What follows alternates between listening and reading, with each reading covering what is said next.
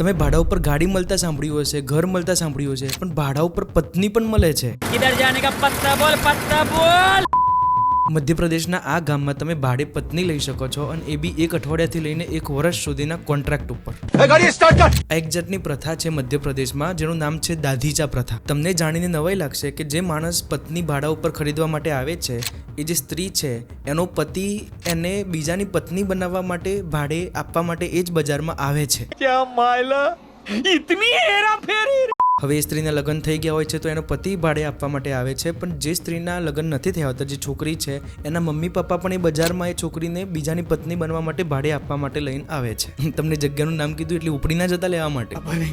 આ જગ્યા ઉપર આવું થઈ રહ્યું છે, એની જાણ પોલીસને બધી જ હોવા છતાં પણ પોલીસ એક્શન નથી લેતી, કારણ કે કોઈ કમ્પ્લેન જ નથી કરતું. અહીંયા થાય છે એવું કે 2 પુરુષ એગ્રીમેન્ટ નક્કી કરે છે, સ્ત્રીનું રેન્ટ એગ્રીમેન્ટ, કે એમાં 1 અઠવાડિયું, 1 મહિનો યા 6 મહિના સુધી એ સ્ત્રી પેલા સાથે કેટલો ટાઈમ સુધી રહેશે, એની કેટલી કિંમત હશે, એ બધું એ રેન્ટ એગ્રીમેન્ટમાં સાઈન સાથે લેવામાં આવે છે અને ગવર્મેન્ટ ઓફિશિયલ કહેવામાં આવે છે. છોકરી જેટલી યુવાન હોય એની એટલી જ કિંમત વધી જાય છે, અને વર્જિન હોય તો ડબલ. આવું કામ આ લોકો કેમ કરે છે? તો ગરીબી, બેરોજગારી, નિરક્ષરતા, ભેદભાવ, સૌથી વધારે એટલા માટે કે એ વિચારે છે કે સ્ત્રી એ પોતાની મિલકત છે. કેટલી શરમની વાત છે કે આપણે એક સ્ત્રીને પોતાની મિલકત માનીએ છીએ. તમને જાણીને નવાઈ લાગશે કે આ કામ ખાલી મધ્યપ્રદેશમાં નહીં, પણ ગુજરાત, રાજસ્થાન, હરિયાણા અને ઉત્તર પ્રદેશમાં પણ ચાલી રહ્યું છે. રાજસ્થાનના ઢોલપુરમાં ઢોરોનું એક બજાર છે, અને એની બાજુમાં જ સ્ત્રીઓનું બજાર છે, જ્યાં સ્ત્રીઓની લેવેચ થાય છે. અને સ્ત્રીઓની કિંમત કરતાં ઢોરોની કિંમત એ વધારે છે. પૃથ્વી ઉપર જેમ માણસ છે, પુરુષ, સ્ત્રી, એમ ગાય છે, ઘોડો છે, હાથી છે, કીડી છે,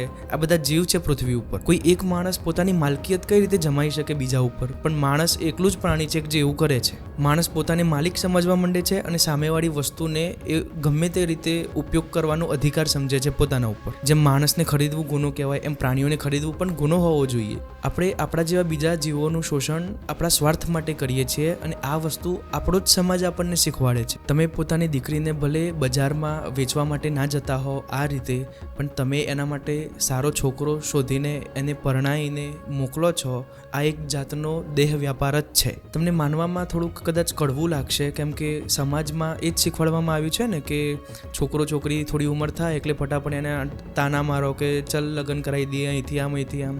આ હક તમને કોણે આપ્યો? એક જીવ છે, એને લગ્ન નથી કરવા હોતા તો પણ સમાજના દબાવમાં અત્યારના છોકરાઓ છોકરીઓ કરતા હોય છે. તમને ભોળાભામાં લાગશે કે તમારું તો કર્તવ્ય છે, પણ આ કર્તવ્ય નક્કી કોણે કર્યું?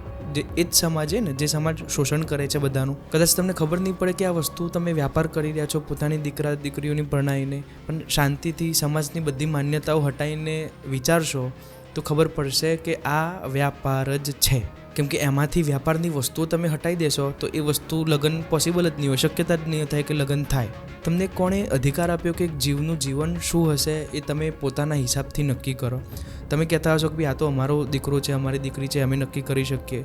તો ખલીલ જિબ્રાનનું એક બહુ જ મસ્ત કથન છે, તમારા છોકરાઓ જે છે એ તમારા દ્વારા આવ્યા છે, એ તમારા નથી, એ કુદરતના છે. Your children come through you, not from you. માણસ જેટલો જ બીજાને સ્વતંત્રતા, બીજા જીવને સ્વતંત્રતા આપતો જશે એટલો જ એ પોતે પણ સ્વતંત્ર થતો જશે. નહીં તો એક ગુલામ મન એ બધાનું જ શોષણ કરશે. અને આ જ વસ્તુ આપણને કાયદેસર રીતે સમાજમાં શીખવાડવામાં આવે છે.